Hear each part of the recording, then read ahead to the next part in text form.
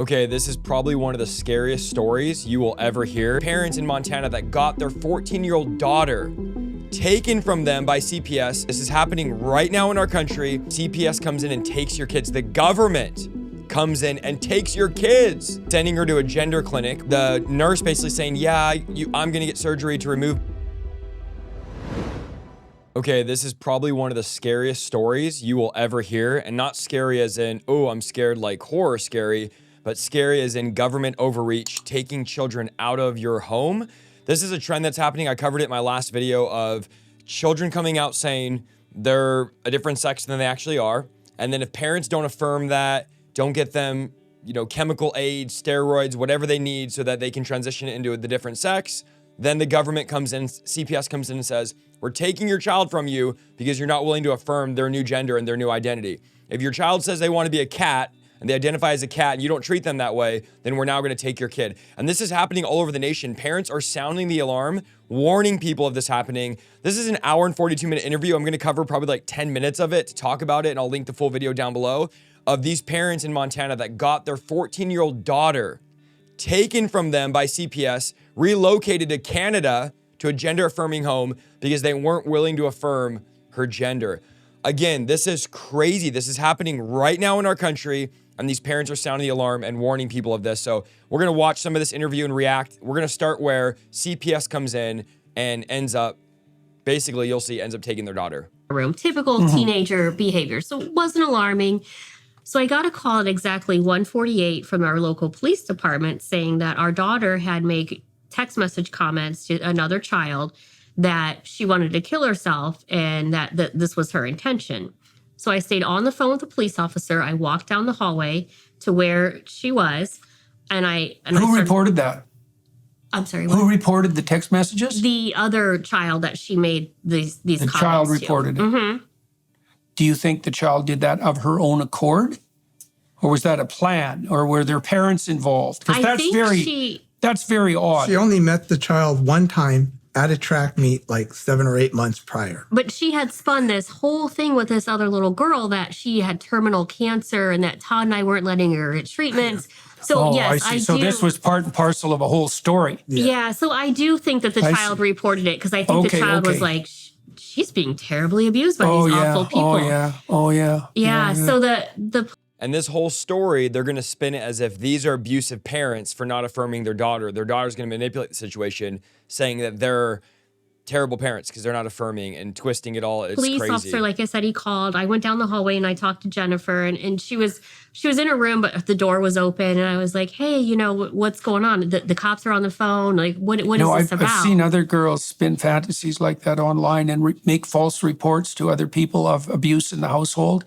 And the social services teams come rampaging in like mad, right? And often the girls who have spun the fantasies, well, they're taken completely aback by the consequences of their actions. But, that's another indication of that bit of tendency towards histrionic behavior, right? Dramatic and histrionic behavior that can produce these sorts of cascading consequences. Okay, so this was reported to the police. Right, and so I stayed on the phone with the officer, and I spoke to our daughter, and I told the police officer, I'm like, I think she's just angry at us. She's having a day, and this is something that she's doing to act up and act out for attention. Yeah. And I said, I'm not concerned. If I am concerned, I'll certainly call you back. I'll call an ambulance. I'll do whatever I have to do to make sure that she's safe, And so that was at about 1:48, and then at 7:40 that night is when Children's Services showed up at our house because they said the police officer could not lay eyes on the child or speak to the child directly, even though he didn't ask. He didn't come over. He didn't ask to see her. He didn't ask for me to hand her the phone. None of that happened. So at this point... So how many people from Child Services showed up? Just one lady. Just one lady. Mm-hmm. And so at this... It's crazy that your kid can make a threat online or lie online or say their parents are abusing them, and then CPS can knock on your door and can come in and take your child for something they made up online, which is what this whole story is. That was basically the way CPS got in, and then it went into the parents are abusing, not affirming, and we need to get this child in a gender-affirming home. I mean, imagine a world we live in now where if you don't affirm your child's gender, a gender they want to be that they're not, CPS comes in and takes your kids. The government comes in and takes your kids. This is a nightmare. Point we're like, okay, well, this has never happened before, and this is weird, and you're really taken aback when children's services, you know, now you're like, in trouble. Yeah, you're like, what did I do? What's going on around here? So we were very transparent because our attitude was being transparent. We have nothing to hide, so why not let them look at whatever they want to look at, and then they can go about their day and go on their way. So we gave her a tour of the house. We showed her. What do you think you should have done? Now in hindsight, I think we should have said, no, this isn't, get out of here. Like, you can lay eyes on the child if you want, but you're not coming to our house. You're not getting into our lives. There's no reason for you to be here. Like, we should have stood strong in the fact that. Yeah, it's tough, because the natural proclivity, if everything is okay, is to do exactly what you did, to cooperate and to believe that your cooperation will produce the best possible positive result.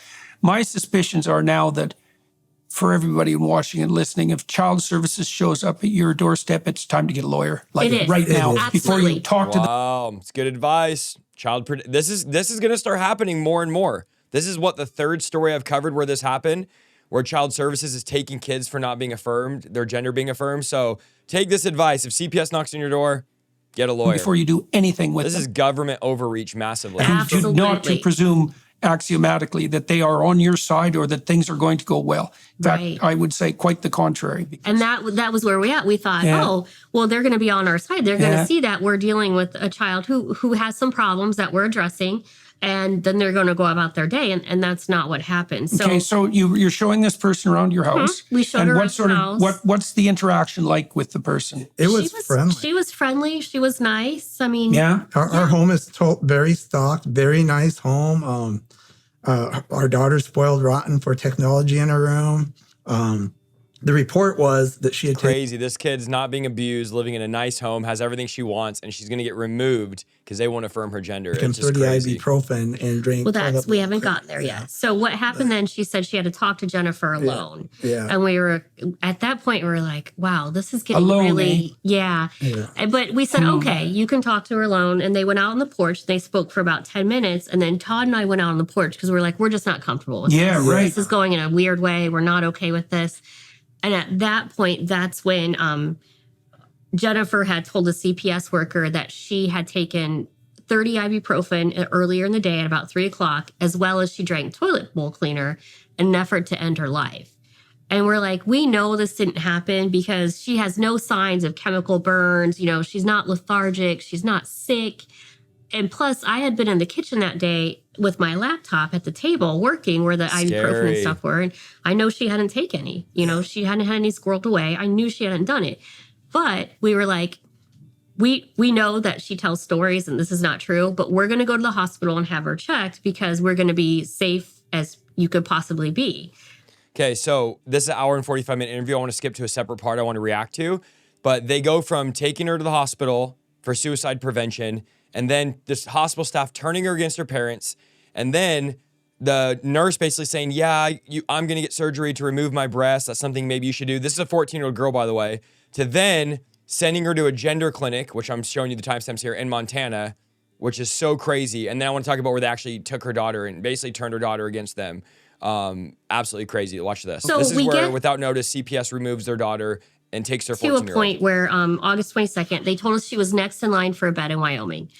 So now they're going to take her to a place in Wyoming because they're saying we need to send her a special place. The parents find out this is actually a gender clinic, a hospital that focuses on gender affirmation, all of that. And that's where we'll lead on. And I'll put the full interview down below because I'm not going to react to an hour and 42 minutes. But just listen to this. This is crazy. I'm sorry, Billings. Montana. Yeah. Billings. And so we were like, okay. So we leave the hospital. We go to dinner that night. And then again, about 7:30, 8 o'clock, the hospital calls us. And it was a doctor from the hospital. And he said, a bed has opened up in Wyoming and she needs to go.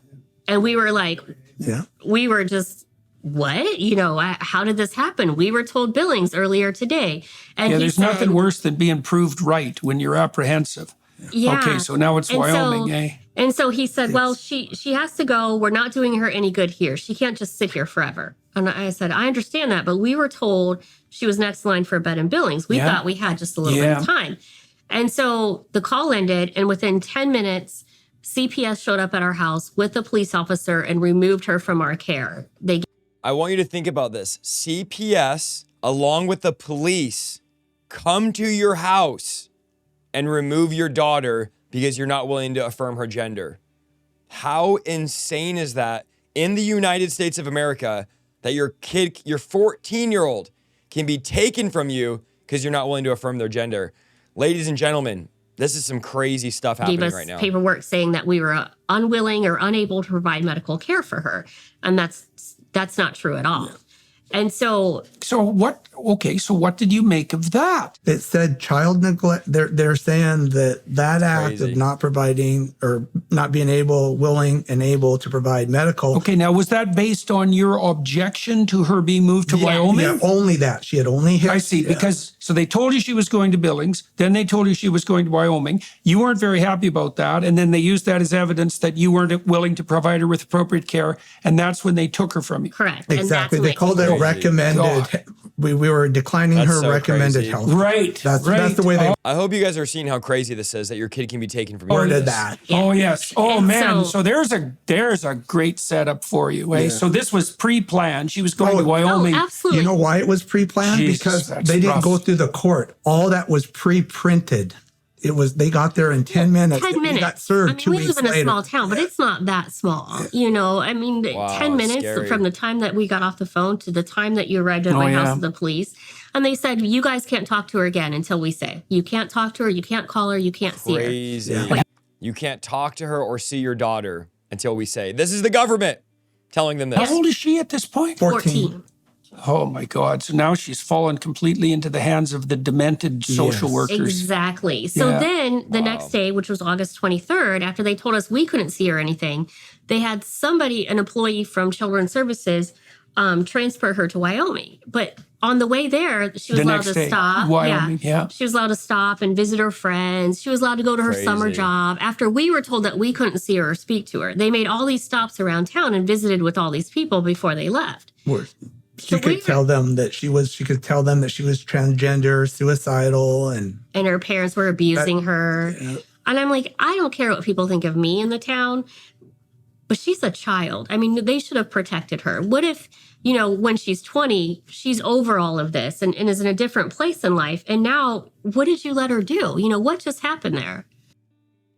We were pretty upset about that. So she Yeah, goes to listen to what the Wyoming. dad Yeah, said. pretty That's the last upset. I time bet you we got were. Yeah. How upset?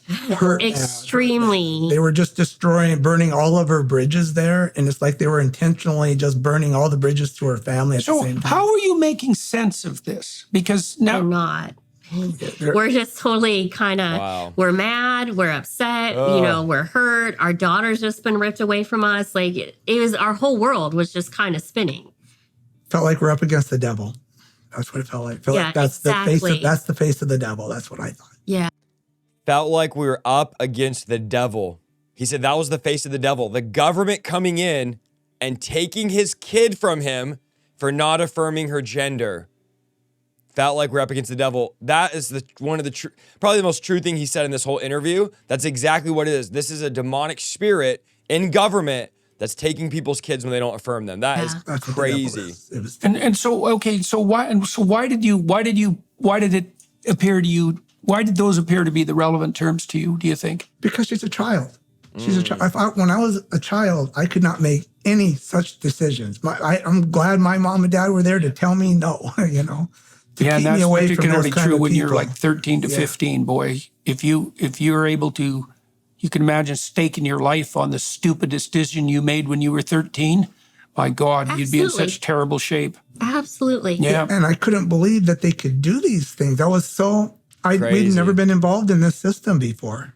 We've never dealt with it. Yeah, well, you were fortunate in that, boy. Once you get your sleeve caught in the child welfare machine, you are in serious trouble. Mm-hmm. Yeah. Now we know. Yes. Yeah. Well, I can tell. Okay, so now so she's she's- off. Now, so you can see too, they're letting her stop off with all her friends and to say goodbye. They're showing her just how much they are on her side. Yes. Yeah. Right. So now that's the The substitution. government has officially turned this girl against her parents, manipulated her. The doctors have told her, you know, she should get her breasts removed. She should get gender affirmation and she should get gender reassignment surgery and take all these hormones. And now the parents are wrong for their traditional values. and effectively they've turned their own daughter against her parents. For the parents, it's like, well, your parents don't care for you. They're abusing you. Look at how nice we are to you. We'll give you everything you could possibly want and more. Oh, yeah. One of the attorneys involved in our case said a smart thing. He said, they took your daughter and they taught her how to weaponize the system. And now, you've got a super smart kid who has learned that she can get what she wants just by saying a few keywords. And what do you think? Since August 18th, those are her keywords. I'll kill myself if you don't let me. Yeah. She has now she knows. So how do you work around that or come back for that? I don't know. But she did go to Wyoming. She was there for a month. While she was in Wyoming, we were given very little information, but we did email them constantly and say things like, we want to make sure she's not being called Leo. We want to make sure you're not letting her live as a boy. We're not okay with this. Yeah. Wow, the parents are telling them, we don't want her living as a boy. You really want to make sure that you're not transitioning her and, no men's products. Because that was another thing. At the first hospital, I started giving her men's hygiene products to use. Crazy. Even after I was like, no, I'll bring her stuff from home. She doesn't need Old Spice. She needs... Yeah. And so what were they doing and what were they telling you? They told us that they're going to do what the patient needs them to do to get well. They said therapeutically they had to meet her where she was. And if she was a boy right now, they had to meet her as a boy. And I was like, I'm not. Yeah, well, they're basically, it depends on the state, but they were likely mandated by law to do that. I mean, I know in Canada, for example, under the dictates of so-called gender-affirming care, that therapists are punished. It's a punishable offense for a therapist not to affirm the stated gender of a minor. Yeah. Even if there were some sensible therapists there, and those are becoming very hard to find, by the way, the probability that they would be able to go against her stated wishes in an institutional setting, even if they thought they should, is low.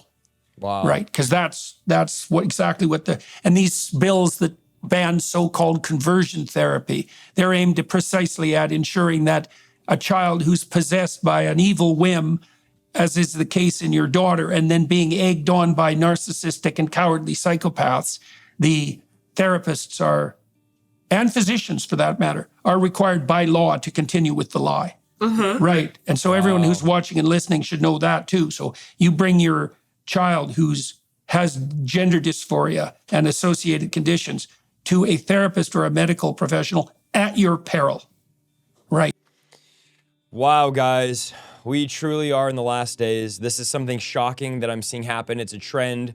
I mean, imagine your daughter comes home and says, I want to be a boy.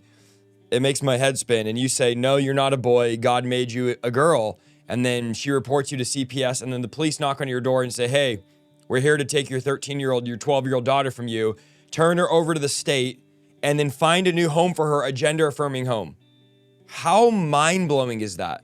And your hands are tied. And then the state says, the government says, you can't even talk to your daughter. You're not allowed to talk to her. We're completely isolating you from your own kid. I have 4 daughters. This is mind-numbing to me. This is mind-blowing to me. It's happening right now. We really do need to be aware of these days that we're living in.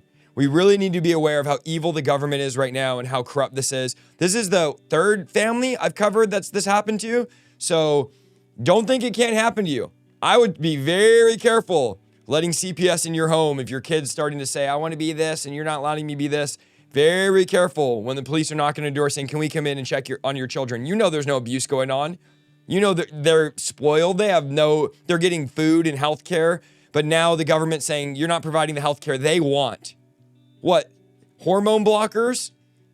Transition surgery? Man. I would be interested to hear your guys' thoughts about this. This is absolutely crazy to me.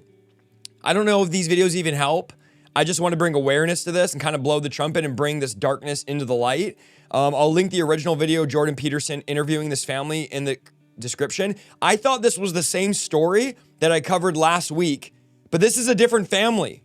This is happening multiple times right now, and we need to be aware of it. You need to be aware of what your children are talking about, what they're doing, and this is going on right under our nose. So let me know what you guys think down below in the comments. If you want me to keep covering stories like this, make sure you check out our live tab, because that's where we have hundreds of hours of preaching and teaching. It's less views than our main videos, our reaction videos, but that's where all the important stuff is my live tab. That's where the meat of our content is. the preaching the Bible verse by verse. We're also live Monday, Tuesday at 6 o'clock, and then Thursday at noon. I'd love to see you there. We have partner prayer calls Thursday at 1:30. So hope to see you there. Love you guys and appreciate you guys, and we'll see you in the next video.